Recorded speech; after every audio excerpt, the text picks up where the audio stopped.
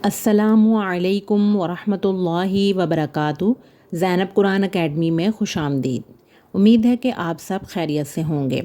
Last lecture میں ہم نے سبق نمبر 16 کو مکمل کیا تھا۔ انشاءاللہ آج کے لیکچر میں ہم سبق نمبر 17 کو اسٹارٹ کریں گے، لیکن ویڈیو اسٹارٹ کرنے سے پہلے میری آپ سے ریکویسٹ ہے، جو چینل پر نیو ہے وہ چینل کو سبسکرائب کریں اور بیل آئیکن کو پریس کریں تاکہ ہر نئی آنے والی ویڈیو آپ تک بآسانی پہنچ سکے۔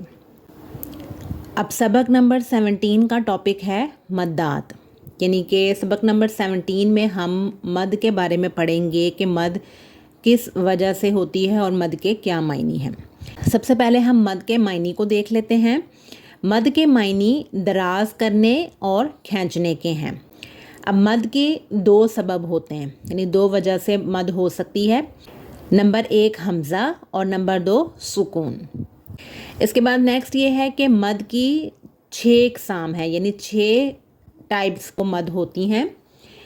سب سے پہلے ہے مد متصل، دوسری ہے مد منفصل، تیسری ہے مد لازم، چوتھی ہے مد لین لازم، پانچویں ہے مد عارض اور چھٹی ہے مد لین عارض۔ سب سے پہلے ہم دیکھ لیتے ہیں مد متصل کو۔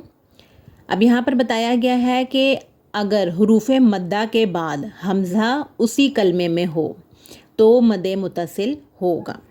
جیسے یہاں پر مثال بھی دی ہوئی ہے جاء۔ اب آپ یہاں پر دیکھ سکتے ہیں کہ الف سے پہلے زبر ہے تو یہاں پر الف مدہ کا قاعدہ ہو رہا ہے اور اس کے بعد حمزہ اسی لفظ میں آ رہا ہے، تو اسی وجہ سے یہاں پر مد متصل ہوگا۔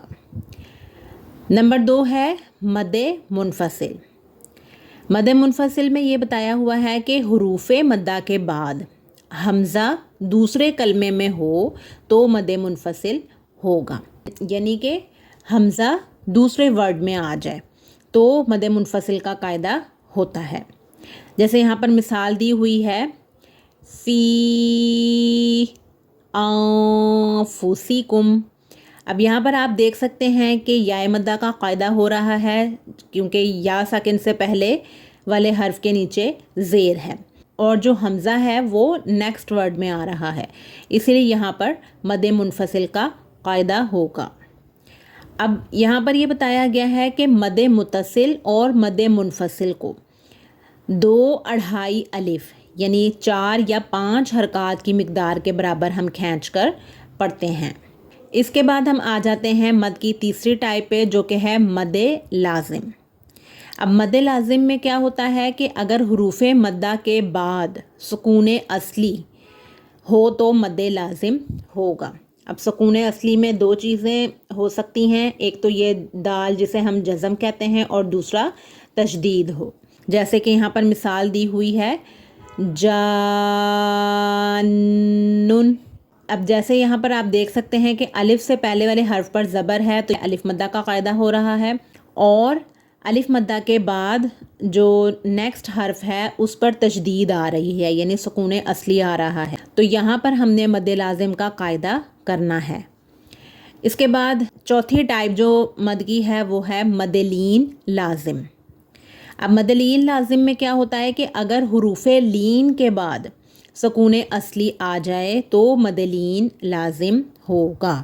جیسے یہاں پر مثال دی ہوئی ہے عین۔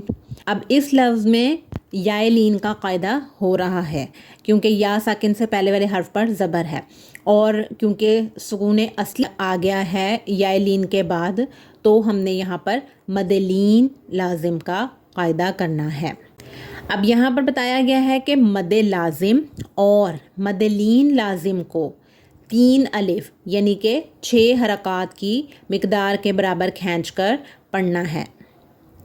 اب اس کے بعد ہم آتے ہیں مد کی 5ویں ٹائپ پر، جو کہ ہے مد عارض۔ اب مد عارض کب ہوتی ہے؟ جب حروف مدہ کے بعد عارضی سکون ہو تو مد عارض ہوگا۔ عارضی سکون سے مراد یہ ہے کہ وقف کی وجہ سے کوئی حرف ساکن ہو جائے۔ وقف کہتے ہیں ٹھہرنے کو، رکنے کو، یعنی اگر ہم کسی لفظ پہ ٹھہر رہے ہیں، رک رہے ہیں تو اس وقف کی وجہ سے جو حرف ساکن ہو رہا ہے اسے عارضی سکون کہا جاتا ہے. تو اگر یہ عارضی سکون حروف مدہ کے بعد آ رہا ہے تو وہاں پر مد عارض کا قاعدہ ہم نے کرنا ہے. جیسے یہاں پر اس کی مثال دی ہوئی ہے مسلمون. اب جیسا کہ آپ دیکھ سکتے ہیں کہ اس لفظ میں نون کے بعد گول دائرہ بنا ہوا ہے جو کہ وقف کی علامت ہے. تو جب ہم نے یہاں پر وقف کرنا ہے تو جو نون ہے وہ ساکن ہو جائے گا. اور اب اس نون ساکن سے پہلے آپ دیکھ سکتے ہیں کہ واو مدہ کا قاعدہ ہو رہا ہے کیونکہ واو ساکن سے پہلے والے حرف پر پیش آ رہا ہے. تو حروف مدہ کے بعد عارضی سکون آ گیا، اس لیے یہاں پر ہم نے مد عارض کا قاعدہ کرنا ہے. اب اس کے بعد ہم آتے ہیں مد کی آخری ٹائپ پہ جو کہ ہے مد لین عارض. اب مد لین عارض کب ہوتا ہے؟ جب حروف لین کے بعد عارضی سکون ہو. جیسے یہاں پر مثال دی ہوئی ہے شفتین. وقف کی علامت کی وجہ سے ہم نے نون کو ساکن کر دینا ہے، اور اس نون ساکن سے پہلے آپ دیکھ سکتے ہیں کہ یا لین کا قاعدہ ہو رہا ہے کیونکہ یا ساکن سے پہلے والے حرف پر زبر ہے. تو حروف لین کے بعد عارضی سکون آ گیا، تو اسی لیے یہاں پر ہم نے مد لین عارض کا قاعدہ کرنا ہے.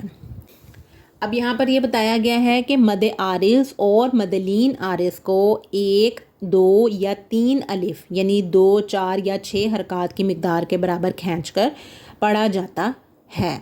امید ہے کہ آپ کو اس سبق کا انٹروڈکشن اچھے سے سمجھ میں آ گیا ہوگا. انشاءاللہ نیکسٹ لیکچر میں ہم باقاعدہ سبق کو پڑھ کر اس کا آغاز کریں گے. اگر ویڈیو اچھی لگی ہو تو ویڈیو کو لائک کر دیں اور آگے اپنے فرینڈز اینڈ فیملی میں شیئر کر دیں. فی امان اللہ.